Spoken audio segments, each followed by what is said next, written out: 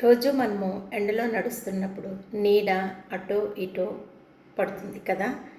ఈ నీడ అదృశ్యమవుతుందా? అవును, అవుతుంది. ఎక్కడవుతుంది?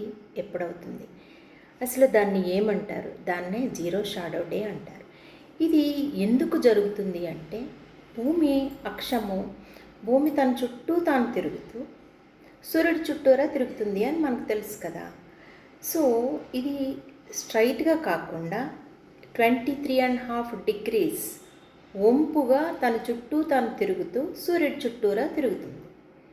సో ఇలా వంపుగా ఉన్నప్పుడు సూర్యుడి కిరణాలు ఎగ్జాక్ట్గా పర్పెండిక్యులర్గా ఇక్కడ పడినప్పుడు, భూమి మీద పడినప్పుడు సూర్యుని మనం యొక్క నీడ మాయమైపోతుంది. సో దీనినే జీరో షాడో డే అంటారు. ఇది ఎక్కడెక్కడ జరుగుతుంది? ఇలా చూడండి, భూమి ఇలా ఇలా తిరుగుతున్నప్పుడు ఎక్కడ పాసిబుల్ ఉంది? ఈ రెండింటి మధ్య. ఈ రెండింటిని ఏమంటారంటే Tropic of cancer, Tropic of Capricorn, Makar రేఖ, కర్కాటక రేఖ. ఈ రెండింటి మధ్యలో ఉన్న ప్రాంతాలలో ఇది సాధ్యమవుతుంది.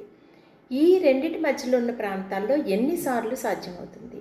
తన చుట్టూ తను తిరుగుతూ ఎటు వెళ్తుంది? South to north, north to south. దాన్నే మనం ఏమంటాము? ఉత్తరాయణం, దక్షిణాయనం. సో 2 సార్లు ఏర్పడుతుంది ఈ జీరో షాడో డే. ఈ జీరో షాడో డే వల్ల సూర్యుడి యొక్క మూమెంటు మనము చాలా చక్కగా అబ్జర్వ్ చేయడానికి వీలవుతుంది. దీన్ని బట్టే మన ఏన్షియంట్ సైంటిస్టులు అందరూ కూడా క్యాలెండరు, మాన్సూన్స్ యొక్క మూమెంటు ఎప్పుడొస్తుంది అన్నది అన్నీ కూడా తయారు చేశారు అప్పట్లో. సో ఇది ఎప్పుడు మనం ఎక్కడున్న మన దగ్గర వస్తుందా జీరో షాడో డే? ఎస్, ఆంధ్రప్రదేశ్లో వివిధ ప్రదేశాల్లో ఈరోజు గుంటూరులో వచ్చింది 12 గంటలకి, రేపు విజయవాడ, భీమవరం, తణుకు, ఏలూరు. టైమింగ్స్ 12:04 విజయవాడలో వస్తుంది రేపు.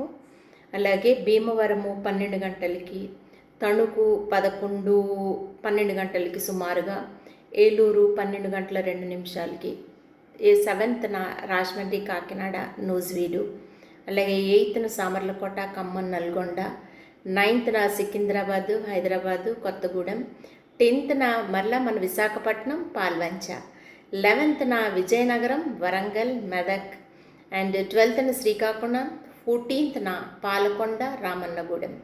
సో ఈ ప్లేసెస్లో ఈ జీరో షాడో డేని మనము డిఫరెంట్ టైమింగ్స్లో సుమారుగా 11:50 నుంచి 12 గంటల మధ్యలో ఆ ప్లేస్లో పర్టికులర్ టైమింగ్స్లో మనము 2 నిమిషాల పాటు చూడవచ్చు.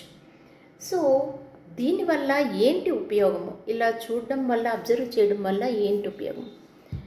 ప్రధానంగా విద్యార్థులలో